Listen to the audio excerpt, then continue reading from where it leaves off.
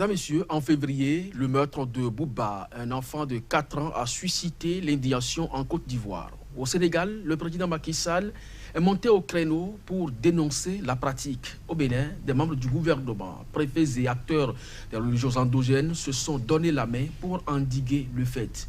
Il ne se passe en effet 2 jours sans que des avis de disparition d'enfants ne soient rapportés dans la presse classique ou sur les réseaux sociaux. En dehors de quelques rares exceptions, les crimes à caractère rituel ont eu lieu préférentiellement en Afrique subsaharienne avec une plus grande concentration dans les pays du Golfe de Guinée. Qu'est-ce qui explique la montée de ces crimes? Quelles sont les implications, les populations du moins les plus visées par ces crimes de sang? Y a-t-il une certaine impuissance des pouvoirs publics à endiguer ce phénomène? Mesdames, Messieurs, bonjour et bienvenue dans cette émission Ici et ailleurs dont le volet spirituel va se focaliser sur les crimes rituels autour du thème crimes rituels et sacrifices humains, causes et solutions. L'intérêt donc de cette émission porte sur les causes et les mécanismes de la recrudescence des crimes rituels et sur la réponse de la société qui viserait donc à combattre radicalement ce phénomène. Là-dessus, vénérable professeur David Kofi-Aza, bonjour. Bonjour. Vous êtes consultant spirituel et culturel également. Vous êtes prêtre Fa. Merci d'être là. C'est un plaisir. En face de vous, c'est apôtre visionnaire de Dieu, amour et opportunité Dao. Merci d'être là également. Bonjour. Merci beaucoup. Les crimes à caractère rituel sont l'expression ultime, selon certains, de plusieurs maux dont souffrent les pays africains, à savoir la défaillance du système éducatif, la pauvreté et ses corollaires, la corruption et le clientélisme politique qui génèrent une justice à plusieurs vitesses. Donc, alors, pourquoi, pour lutter donc contre efficacement cette pratique, les autorités n'associent-elles pas la plupart du temps les sachants? Bon, il faut dire que c'est un phénomène nouveau. Phénomène nouveau, donc ce n'est pas un phénomène qu'on avait l'habitude d'assister où les autorités devraient peut-être chercher à avoir la contribution des dignitaires religieux. Donc ça vient d'arriver, mais néanmoins, c'est pas un fait complètement étranger pour nous. Ça fait partie de notre réalité. Ça fait partie donc de vos réalités. Ça veut dire que c'est connu de tous que les crimes rituels se faisaient sur le continent africain. Apôtre Dao, qu'est-ce qui peut expliquer cela? L'homme sacrifié pour des fétiches. Bon, je vais dire merci à mon chef, grand frère, M. Aza. Vous savez, vous ne pouvez pas atteindre l'objectif quand vous atteindre des grands objectifs sans tuer l'homme. Il y a des gens, parce que autant qu'on veut s'approcher bientôt les gens vont aller à l'élection des députés. Ce n'est pas... Ils ont toujours sollicité l'aide des féticheurs, des grands marabouts, des grands boconons, et qui les demandent parfois de donner les hommes. Et comme eux, ils ont l'argent, ils disent, OK, je te remets l'argent, toi, tu vas trouver l'homme. Je peux même dire que c'est piège, parce que ça devient un chantage entre eux. Et si tu ne me donnes pas ce que je vais te dénoncer, que tu m'avais recommandé à l'époque, de demander un homme et de tuer un homme par rapport à ta clientèle politique. Il y a beaucoup de personnes qui se trouvent dans la politique aujourd'hui qui ont leur main sale, qui ont leur main dans le sang. Comme l'a dit Aza, ce n'est pas quelque chose de nouveau. C'était quelque chose qui était au-dessous. Maintenant, comme nous sommes à l'aide de vaisseau, les choses vont se révéler. Et ça fait 4 ans que moi je révélais ces choses. Je disais, évitez de tuer le sang, évitez de mettre la main dans le sang, parce que le sang demande toujours vengeance. Et vous allez voir, ça reste encore, hein.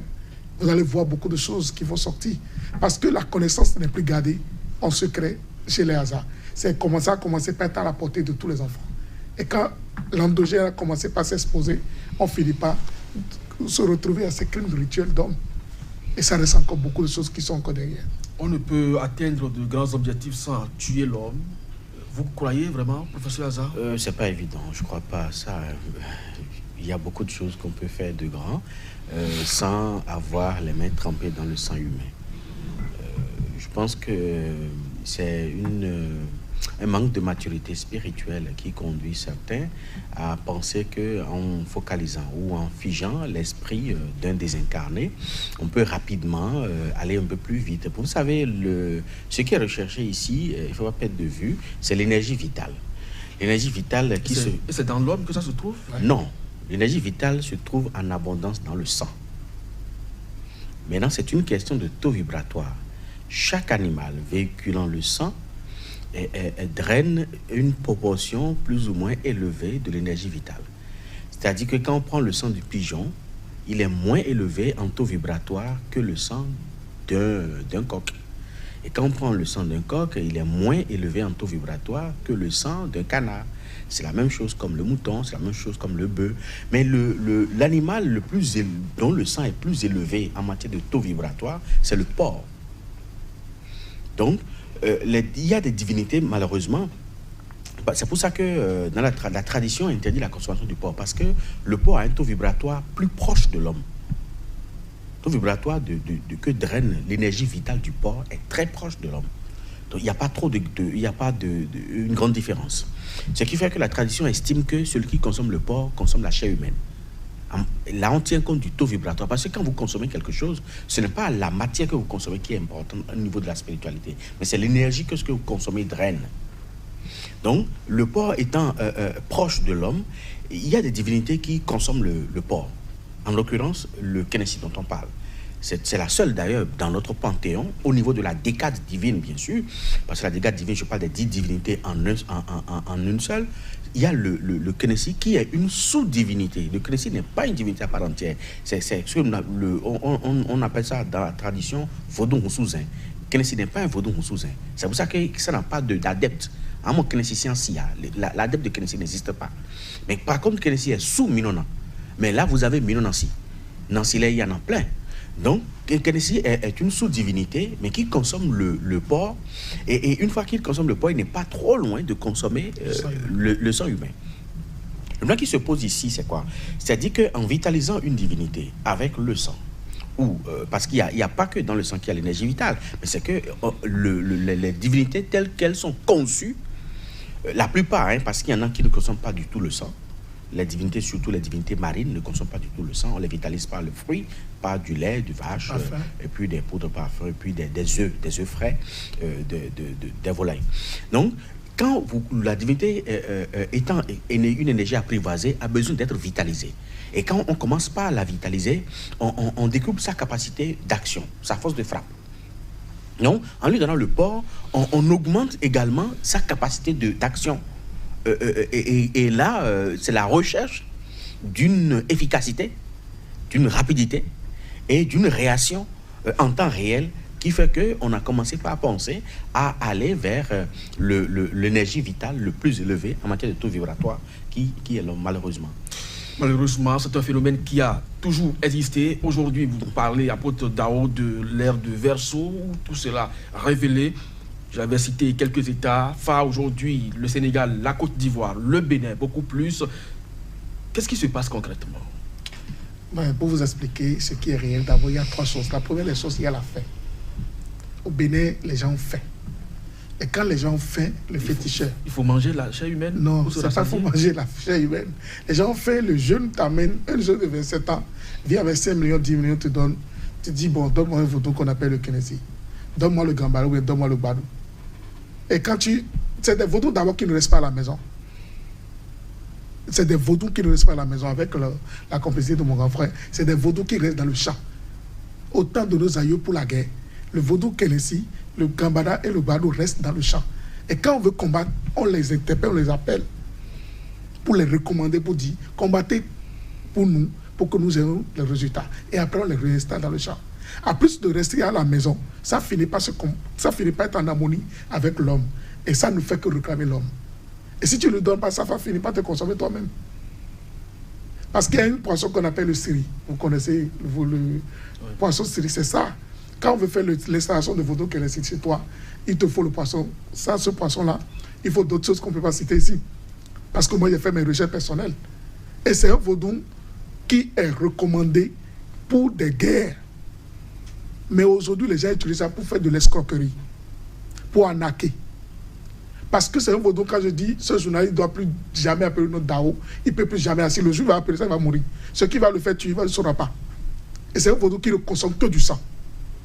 J'ai dit que du sang. Mais quand c'est comme ça... C'est 3 ans après qu'on le dit, donne un homme à ce vaudou. En fait, il y a tellement... Au départ, on ne vous dit rien, on vous dit rien. c'est qu'il y a beaucoup de vaudou qu'on donne aux gens. D'abord, je vais demander à mon grand frère Kofi Aza d'essayer de viabiliser un peu le domaine du vaudou. Parce que ce qui se passe, c'est manque de sensibilisation.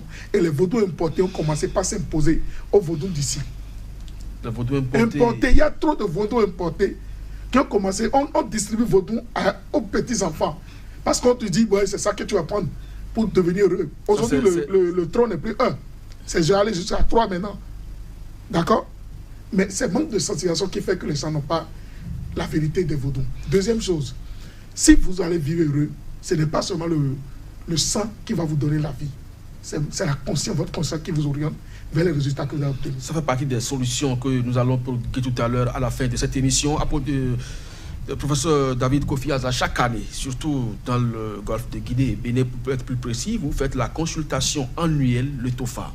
Est-ce que cette édition 2018, que vous avez consultée le 3 décembre, si je me trompe, 2017, a prédit tout ce qui se passe aujourd'hui dans le pays? Le TOFA ne peut pas ne pas prédire ce qui se passe actuellement parce que c'est une question d'envergure nationale. Et le TOFA, c'est national. Donc tout ce qui est attrait ou tout ce qui doit avoir d'impact sur le plan national, même sur une partie de notre région, le TOFA le révèle.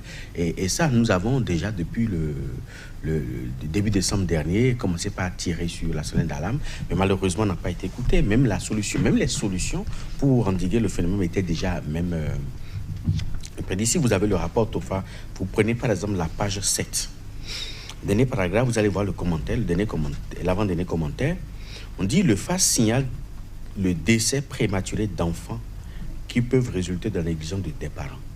Ça, c'est page 7. Mais le FAS est encore revenu au niveau de la page 9 pour dire le goût pernicieux qui est là tranchera la tête, puis des pleurs s'en suivront. Ça, c'est page 9. Premier paragraphe. Et le commentaire disait que la divinité goût sera en intense activité cette année, ce qui entraînera des accidents de circulation, des accidents de travail et autres tels que liés aux âmes à feu et aux âmes blanches. Je crois qu'aujourd'hui, l'âme blanche dicte sa loi à la population. Maintenant, on va évoluer au niveau de la page 11. Le FA dit, deuxième paragraphe, premier commentaire là, le FA dit « Des enfants seront sacrifiés ». Pour manque de soins, d'affection ou d'attention de la part de leurs géniteurs, surtout de leur mère. Il est donc souhaité plus de solitude et de vigilance des mères envers les enfants. Donc on a des fois même déjà conseillé à nos mamans de mieux s'occuper de leurs enfants. Et après, la page 13 dit ceci, troisième paragraphe, dit « L'épée de Damoclès plane au-dessus du peuple. Ce danger perpétuel, ce mauvais sort peut être conjuré avec la lumière du phare.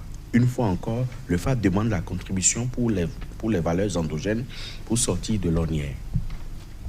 Et en plus, quand on va à la page 39, par exemple, page 39, on dit ici, le phare demande d'être méfiant vis-à-vis de son entourage à l'égard des employés de maison. Ceux-ci pourraient être complices des rapes d'enfants qui connaîtront une recrudescence.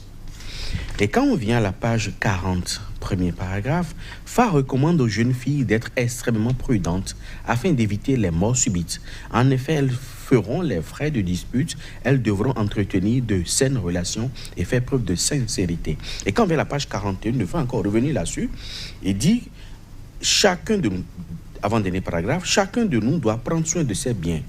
Et l'État doit renforcer les mesures sécuritaires car les vols, les braquages, les disparitions et morts d'enfants vont prendre de l'ampleur. Je crois que le fait a été suffisamment clair depuis décembre dernier. Vous avez été associé? On vous a approché à un moment donné pour savoir? Non, on ne nous a rien dit. C'est quand le phénomène a commencé maintenant qu'on pense que, bon, il faut m'écouter. Mais juste, ça reste juste à l'étape d'écoute. Et les dispositions ne sont pas prises. Et le goût qu'on devrait mettre à contribution pour éviter cette histoire-là, ce qu'il faut faire à ce goût-là ne dépasse même pas 100 000 CFA. Et nos autorités vont vous dire qu'ils n'ont pas une ligne budgétaire pour financer ça à 100 000 francs CFA. Mais ils ont mobilisé beaucoup de moyens, beaucoup de millions et beaucoup de ressources humaines pour pouvoir traquer les gens aujourd'hui. C'est-à-dire qu'on attend que les choses se passent et après on fait semblant pour montrer à la population qu'on est en train de travailler, qu'on compatit à leur douleur. Mais c'est de l'hypocrisie politique. Mais quand on le dit, on pense que nous avons une casquette politique. Non, notre rôle, c'est de leur dire la vérité. L'année dernière, décembre dernier, quand on parlait de ces trucs-là, quand on nous avait dit, on dit, Aza et ses pairs, ils disent des prédictions funestes, lugubres, pour faire peur à la population. Mais aujourd'hui, à quoi on assiste? C'est ça la réalité du TOFA. Or, je leur ai dit, depuis l'année dernière, quand ils ont commencé à m'attaquer, le FA n'est pas là pour applaudir si tout va bien. Son rôle, c'est d'anticiper, de vous prévenir pour dire, tel danger vient, faites telle chose, prenez telle distribution. Même rien que les recommandations, si les mamans, si la population avait eu, tout le monde avait eu accès à ce rapport-là, tout le monde avait pris la peine au moins de lire le rapport et de se conformer aux recommandations seulement, on pouvait éviter encore beaucoup de choses. Et si l'État central avait pris les dispositions de conjurer ces mauvais sorts, je crois qu'on n'assisterait pas à ce à quoi on assiste. Même si aujourd'hui on règle ce problème, et la méthode qui est utilisée n'est pas la bonne pour régler le problème. Voilà, justement, on va en arriver à cette méthode. Même si on réglait le problème, les enfants qui sont déjà sacrifiés, les enfants qui sont morts, rien ne peut les ramener à la vie. Alors que, depuis décembre dernier, ils savaient que ça allait arriver. Donc, et ils pouvaient prendre les dispositions. Donc, mais on estime que, ça ne va pas arriver. Et plus ce à quoi on a assisté, c'est quoi? C'est qu'en son temps, on a financé un autre groupe pour faire un autre TOFA qui vient nous dire, le groupe vient nous dire non, que le pays, tout va bien se passer, il y aura la sécurité, rien ne va se passer, rien de mauvais, que la consultation est bonne, que le pays sera heureux, l'argent va rentrer dans le pays, les gens vont se porter bien. Nous on dit, ok, comme ils ont déjà leur bouconon, ils ont fait leur communauté, ils ont fait leur TOFA au niveau du palais royal d'Abomey.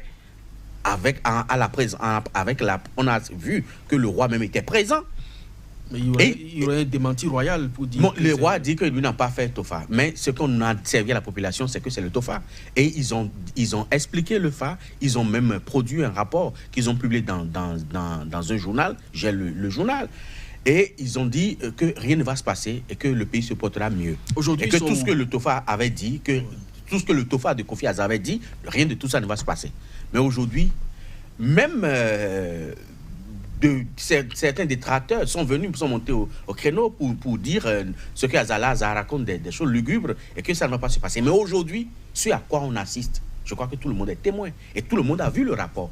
Qu'ils aient le courage de sortir le rapport qu'ils avaient publié. Et la population va juger.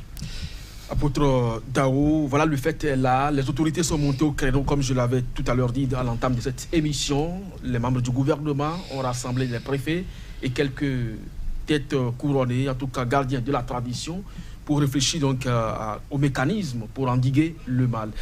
Aujourd'hui, la police républicaine est mise à contribution. Je parle du Bénin beaucoup plus pour aller traquer les cybercriminels, ramasser les fétiches et les brûler à la limite, puisque le ministre de l'Intérieur, selon ses propos, le fétiche qui demande du sang doit être brûlé.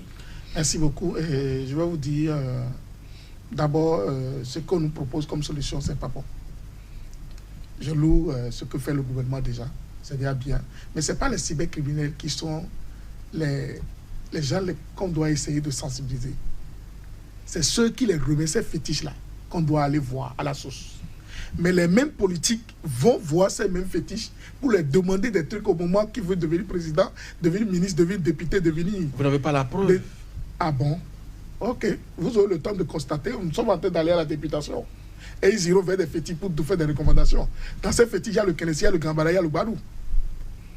À qui promet des trucs qu'ils n'arrivent pas à honorer, qui les prennent leurs enfants eux-mêmes parfois. Je loue ce qu'ils font, le préfet fait, tout ce que le gouvernement est en train de faire. C'est bien. Mais ce n'est pas d'abord les gaïmans ou les gaïmans qui sont concernés d'abord. Vous parlez d'abord de la sensibilisation des vrais acteurs, des détenteurs de sensibilisation. Mais est-ce que vous ne pensez pas qu'au moins brûler les fétiches, c'est déjà un pas? On ne brûle pas le Kénessi. Le jour que même le ministre qui a dit qu'il va brûler le Kénessi, les problèmes qu'il aura, il ne va même pas vivre 24 heures. On ne brûle pas le Kénessi. C'est à zéro dodo qu'on appelle ça. La force publique est déçue quand même. Le photo, ah bon, professeur Kofi Aza, vous pensez qu'on ne va pas brûler les fétiches qu'on ramasse aujourd'hui? Qu'est-ce qu'on va en faire si on ne les brûle pas? Vous savez, moi, je vais toujours leur dire la vérité. Ils peuvent penser ce qu'ils veulent de moi, de ma personne et tout. Je pense que nos autorités ont besoin d'être sérieusement conseillées et pas des gens sérieux. Vous pensez que ce n'est pas le cas jusque-là? Non, ce n'est pas le cas.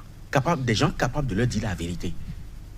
pas de les caresser dans le sens du poil ou de leur faire entendre ce qu'ils veulent entendre, non. Mais de leur dire ce qu'ils doivent entendre.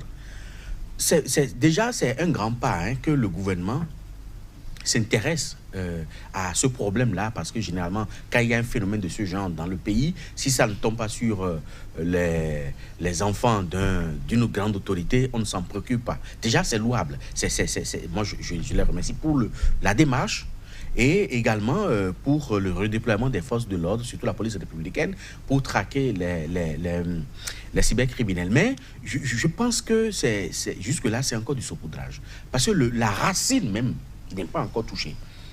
C'est où la racine? La racine, il y a une région démiurgique au niveau de notre nation où cette divinité-là, je dirais, est produite de façon industrielle. Le Kennedy? Ben oui, bien sûr.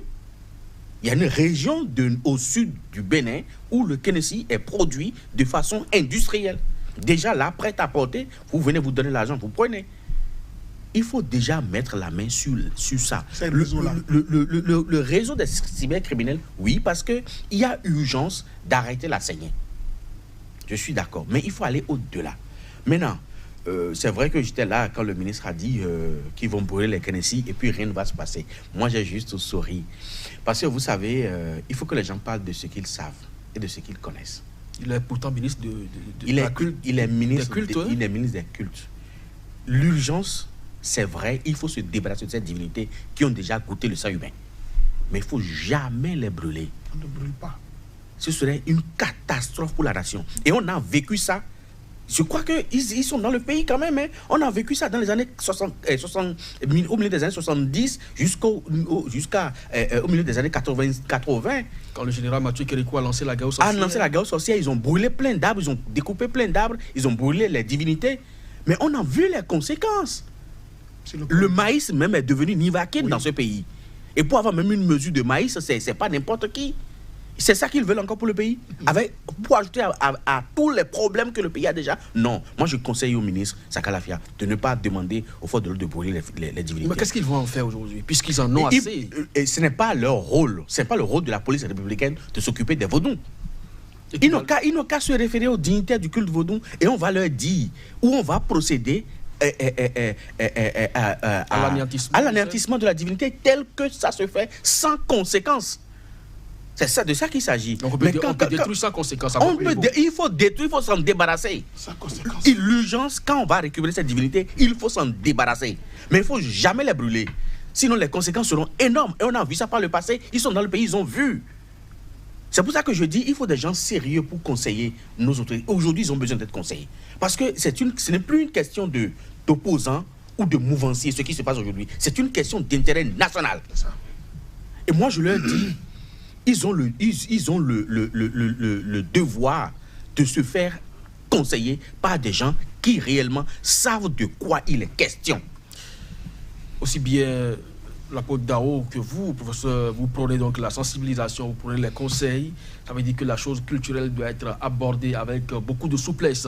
Maintenant, aux frontières, parce que le Bénin, terre de vaudou, mais quand ça extrapole, aujourd'hui on parle de la Côte d'Ivoire et la plupart des pays de la région du Golfe de Guinée sont cités dans cette pratique-là. Qu'est-ce qui se passe concrètement? D'abord, vous avez dit que c'est la pauvreté à grande échelle. Certains pays ne sont quand même pas à l'image du Bénin. Qu'est-ce qui se passe? C'est la pauvreté. D'abord, il y a la pauvreté. Deuxième, il y a aussi l'exportation des vaudous qui restent du Bénin, qui ont commencé par toucher la Côte d'Ivoire, qui ont commencé par aller au Sénégal, au Gabon, en Guinée équatoriale. Prenons Paris, États-Unis, Londres. Nos vaudous sont importés aussi. Il y a des gens, des Blancs, qui viennent aussi ici pour tenter nos vaudous. Ils prennent nos vaudous qui vont là-bas. D'accord? Mais ce qui se passe au Bénin, c'est quoi? Le plan qui a été fait pour permettre à tout Béninois d'avoir ce qu'il faut pour vivre heureux, le plan n'a pas été respecté. Ça fait un. À quel niveau? C'est les politiques ou... Promesse politique, d'abord, le président de la République n'a pas respecté ses promesses. De deux, ils ont privalisé le Bénin. Il y a d'autres personnes qui s'autoproclament Dieu. Actuellement, là, les esprits du Bénin qui conduisaient le Bénin sont fâchés. Il faut une purification pour le Bénin. Si on ne purifie pas le Bénin d'ici 2 ans, 3 ans, ce qui va se passer sera 3 fois pire que ce que nous vivons. Vous êtes en train de menacer? Ce n'est pas du menace. Bénin a besoin de sensibilisation. Bénin a besoin de purification. Bénin a besoin de réconciliation. Il y a trop de frustration au Bénin. Et quand il y a de frustration comme ça, les énergies, les grégores des anges, des esprits qui conduisent le pays avec le président ne vont plus être là. Moi, j'ai suivi quelque chose la fois, le président dit je ne vous ai pas promis que quand je vais venir, il y aura le pain dans le plat de tout le monde. Je vous ai pas, on a dit que l'autre président qui est resté, s'il donnait un tiers de son argent, tous les Béninois seraient heureux. Que c'était une caricature. J'ai même encore la vidéo là. Quand j'ai entendu ça, j'ai dit, mais c'était pas ce qui a été dit. Et une parole d'un président, c'est une parole de toute l'énergie de l'égrégore, de tous ceux qui vivent. Parce que c'est le président qui conduit l'esprit de tout le monde. Et quand le président en haut est en train de désarmer, de dire qu'il ne peut plus, nous qui sommes en bas, on va dire quoi? Vous sentez le chaos, Bénin a fait. Professeur, vous sentez le chaos vraiment? On ne sent pas le chaos, mais le chaos est déjà là. Le chaos est déjà là. Et ça, par exemple, ça fait, je dirais, 15 ans qu'on a commencé par prévenir. Depuis 2003. Après qu'on ait réalisé cette étude sur la vie de la nation jusqu'en 2021, nous avons une idée claire de ce qui va se passer dans le pays exactement, année par année, jusqu'en 2021. Et on a commencé par tirer sur la sonnette d'alarme. Vous avez versé ces études-là, on a versé beaucoup, presque eux tous, ils ont. Et malgré ça, j'ai même publié, j'ai même édité l'ouvrage en 2005. J'ai réédité en 2007. J'ai réédité en 2009. Donc, ils ne peuvent pas dire qu'ils ne savent pas. Et c'est qu'on est en train d'aborder la dernière ligne droite rouge de ce chaos.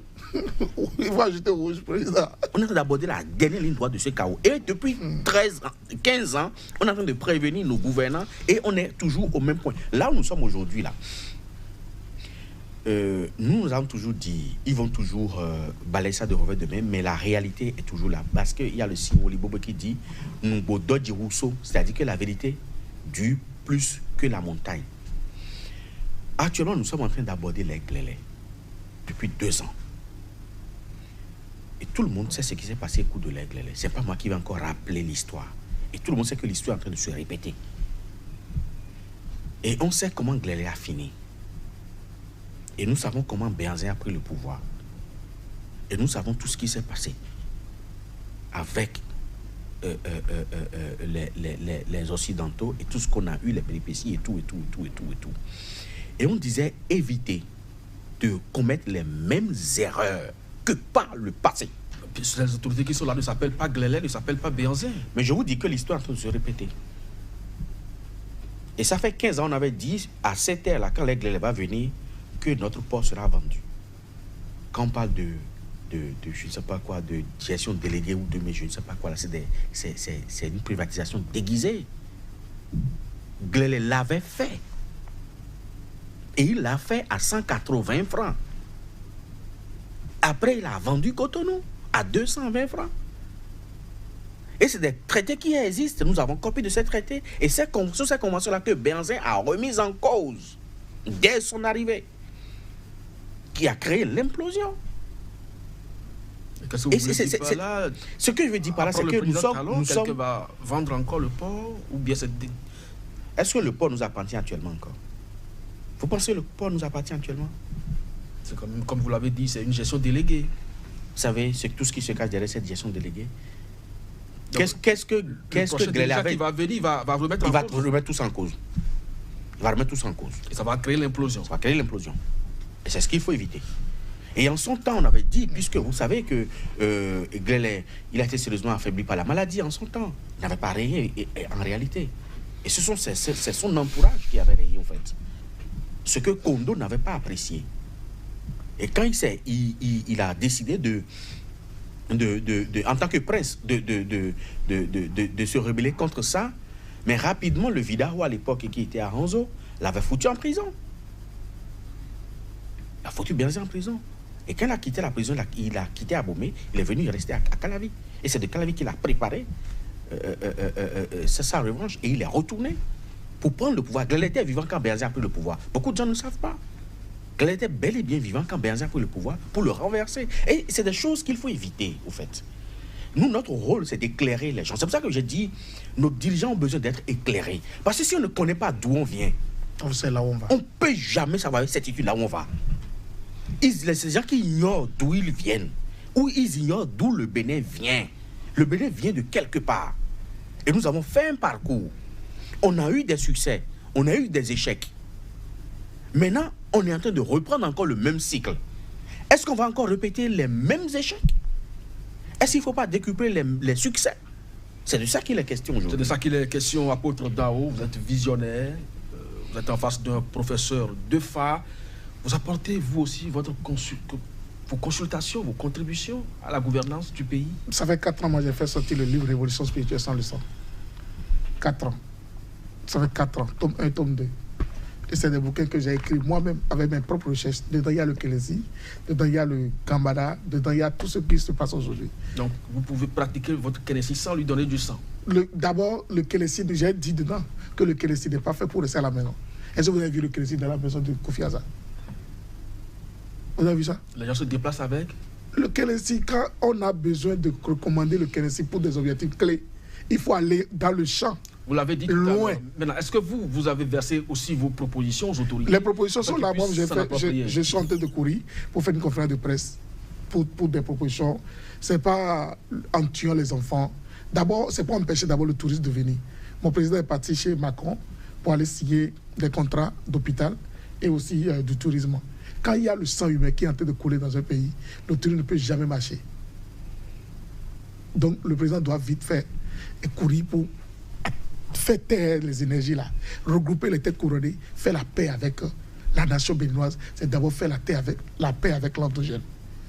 Parce qu'il n'y a pas ce président, il n'y a pas ce ministre qui va prendre une décision sans la spiritualité.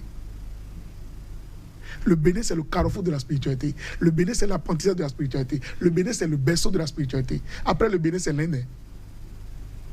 Et vous ignorez que le Bénin peut se développer sans que le président qui est là ne tienne compte des valeurs endogènes. Ça ne peut pas marcher. Deuxième solution, il faut qu'il y ait une réconciliation totale pour que les frustrations puissent quitter le cœur, les cœurs des humains du Bénin. Et qu'on ouvre, qu'on ne fait pas les riches du moment. Si on fait les riches du moment, même les riches aussi vont fuir les richesses. Vous avez vu ce que Yaïbouni avait fait, les 10 ans de Yaïbouni, tout le monde applaudit jusqu'à maintenant. Je n'aurais pas souhaité que 5 ans de talent soient maudits, mais que ça soit applaudi au moment opportun. Et il est encore temps que mon président puisse reprendre encore la main de son pays. Ce n'est pas en gardant les Béninois, en serrant les ceintures, en serrant les taux, que les Béninois aient fait, un jour ils vont lâcher. Le Béninois est tolérant et patient, mais quand ça va à l'extrême, il ne finit pas lâcher. Et ça ne lâchera jamais parce que nous sommes un pays démocrate. Et il faudrait qu'on respecte les valeurs endogènes pour faire la paix dans la spiritualité. Il n'y a rien. Ce qui se passe, c'est la spiritualité. La spiritualité est en mal. Oui, parce qu'actuellement, on a donné main à d'autres personnes qui ont escroqué pratiquement tout le Bénin, ou les Béninois, en leur promettant le ciel, Dieu, Esprit Saint. Mais d'autres personnes sont détratées parce qu'on les dit qu'ils sont des diables. C'est en cherchant la gloire que les gens vont vers le Kélési. Il y a plein de pasteurs qui ont des Kélési. Il y a plein de pasteurs religieux. Moi, j'ai fait mes recherches. Qui ont le Kélési, qui veut la gloire de leur église doit être remplie. Qui tue nos frères, nos soeurs, qui recommandent à les gens, qui remet l'argent pour qu'on aille voler les bébés, les enfants, parce que c'est du sang humain, ils cherchent l'énergie vitale, comme l'a dit l'autre. Vous faites des révélations très graves. Je le dis. Dao. Professeur Kofi Aza, ça ne va quand même pas nous échapper. Le chef de l'État a misé beaucoup plus sur le tourisme pour faire décoller le Bénin. Aujourd'hui, on apprend que dans ce pays, il y a beaucoup de Kénési qui cherchent la chair humaine. Est-ce que comme ça, on n'est pas en déphasage avec ses propres convictions? Vous savez, nous devons avoir le sens de l'anticipation sur les choses. Je crois que depuis l'avènement du régime défunt, nous l'avons déjà proposé comme solution de détacher l'endogène du profane. C'est-à-dire que nous dépendons du ministre de l'Intérieur, qui est le ministre des Cultes. Et en même temps, on a des ramifications au niveau du ministère de la Culture, et après au niveau du ministère des Relations avec les institutions, qui est maintenant mis sous le ministère de la Justice. Tout ce mélange n'arrange pas la promotion de notre vaudou que le chef de l'État veut faire. il faut, et on continue toujours de le dire, même à l'avènement de ce régime, on lui avait dit, créer un secrétariat d'État aux affaires endogènes. Confier ça aux initiés. On doit répertorier tous les couvents du vaudou qui existent avant la chute de la dynastie en 1900, et tous les couvents qu'on a connus de 1900 à 1960, et tous les couvents qui existent de 1960 à aujourd'hui. Tous ces dignitaires-là qui sont au niveau de ces couvents-là, on doit les répertorier. On doit savoir combien de dignitaires il y a dans chaque couvent. Parce qu'au niveau d'un seul couvent, on peut retrouver 3, 4, 5, 6 dignitaires. Quels sont leurs rôles? Et maintenant, cataloguer par ligne de vaudou. Parce que nous, on parle du vaudou, mais chaque vaudou, tous les vaudous ne sont pas les mêmes. Il faut les cataloguer par ligne de vaudou. On doit savoir, aujourd'hui, nous devons être en mesure de dire, avec précision, nous avons 30 vaudous dans notre pays, nous avons 50 vaudous dans notre pays, et nous avons tel vaudou pour telle chose, tel vaudou pour telle chose. Aujourd'hui, ce répertoire n'existe pas. Nous devons savoir avec précision où se trouve chaque couvent, de sorte que les couvents qui sont déjà répertoriés, on va les immatriculer, et tout nouveau couvent qui doit être créé doit être assujetti à des contrôles et doit recevoir une autorisation d'abord. Comme ça, on aura les yeux sur ces nouveaux couvents et on pourra, en cas de nécessité, faire des visites inopinées pour voir ce qui se passe dans ces couvents-là. Mais aujourd'hui, même les forces de la politique républicaine qui rentrent dans des couvents du vaudou, ce sera considéré comme une profanation. Bien sûr que c'est les forces de l'ordre, ils vont agir, ils vont faire tout, mais c'est qu'ils exposent. Après tout, la valeur endogène.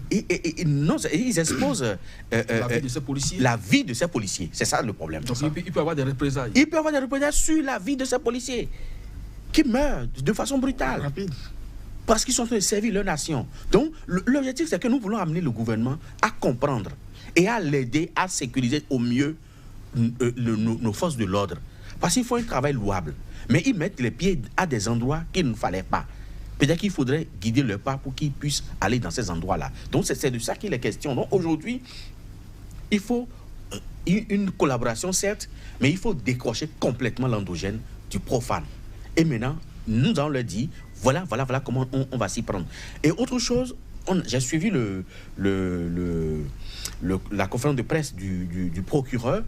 C'est vrai, c'est bon, on a cité, puisqu'il faut constater l'infraction avant de pouvoir punir.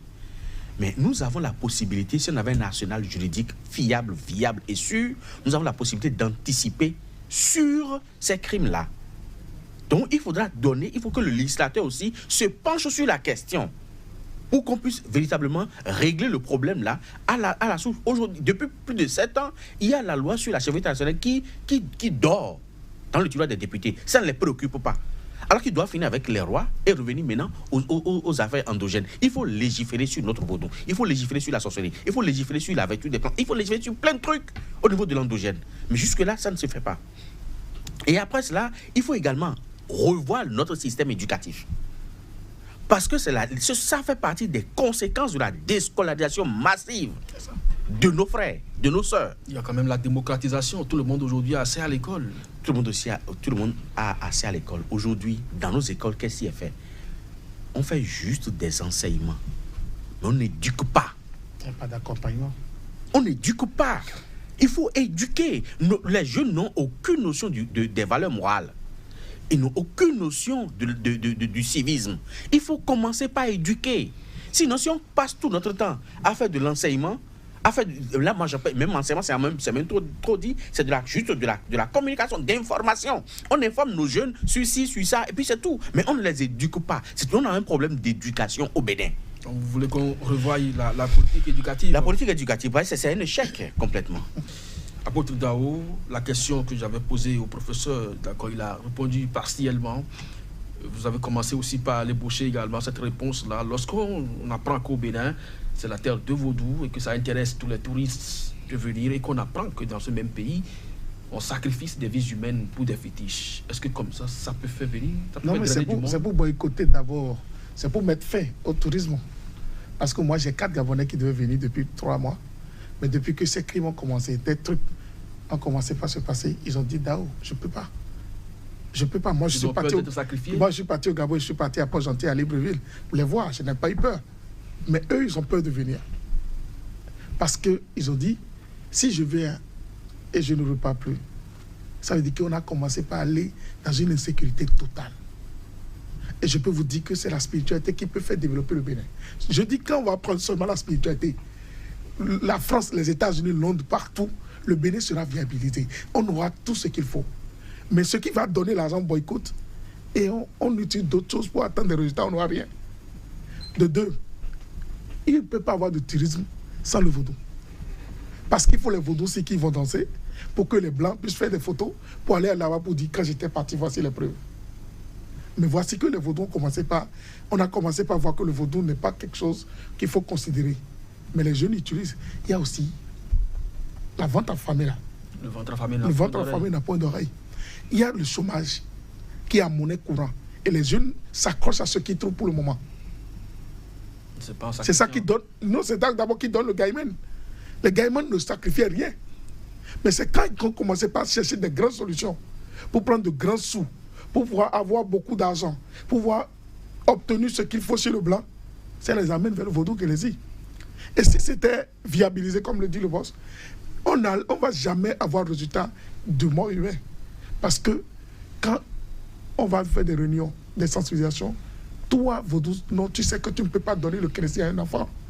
Et que ça ne doit pas être commercialisé. Tu connais ça. Quand si jamais on apprend, ou bien un enfant te cite que c'est toi qui as donné, tu sais ce qui t'attend. Qui peut le faire? Dans un pays, il n'y a pas de loi. Il n'y a rien. Tout le monde se livre à eux-mêmes. Chacun sur sa tête. Et le Bénin aujourd'hui est livré à lui-même. Et c'est grave. Oui, sur le plan endogène, oui.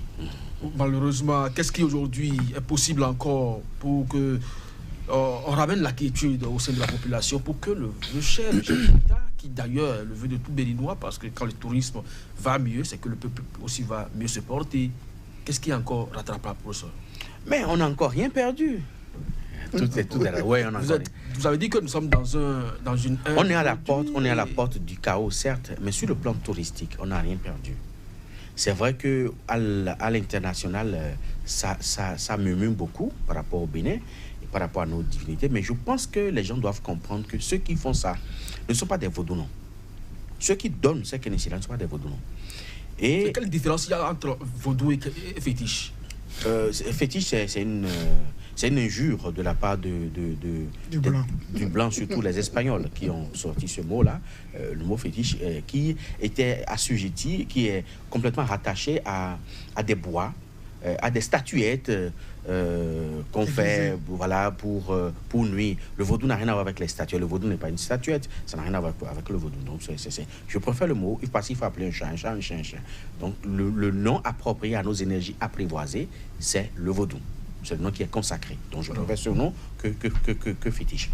Et quand le problème qui se pose aujourd'hui, c'est que beaucoup ont commencé par avoir peur. D'abord pour leur propre vie, mais après, pour ce qu'on va leur transmettre comme énergie apprivoisée. Est-ce que demain, ça ne va pas me réclamer du sang, ça ne va pas me réclamer un être humain, ça ne va pas me réclamer ça, ça ne va pas me réclamer ça. Donc, c'est à ce niveau-là. Le problème se trouve maintenant au niveau, la balle est dans le camp du gouvernement. Le gouvernement doit pas rassembler le grand nombre, parce que ce n'est pas dans le grand nombre qu'il y a la vérité. Le gouvernement doit recentrer le débat et revoir maintenant avec qui réellement trouver les solutions idoines. D'abord, les solutions à court, à moyen et à long terme. Ce qui est à court terme, il faut éradiquer, il faut arrêter la série tout de suite. Mais à moyen terme, il faut commencer par déployer ce qu'il faut pour pouvoir recenser et même, si possible, mettre fin provisoirement au sacre avant qu'on ne puisse trouver de l'harmonie. Merci donc à vous, professeur David Kofi Yaza, consultant spirituel et culturel. Également, prêtre phare, apôtre Dao. Merci également d'avoir partagé vos visions sur les crimes rituels en cours en Afrique. C'est un débat qui va bientôt, en tout cas, continuer, mais on espère que d'ici peu, on pourra arrêter donc la saignée afin que les populations puissent mieux se porter et le tourisme aussi à chacun, à tous. Merci de nous avoir suivis. C'était votre émission ici et ailleurs consacrée donc à ce phénomène qui est d'actualité sur le continent africain. À très bientôt.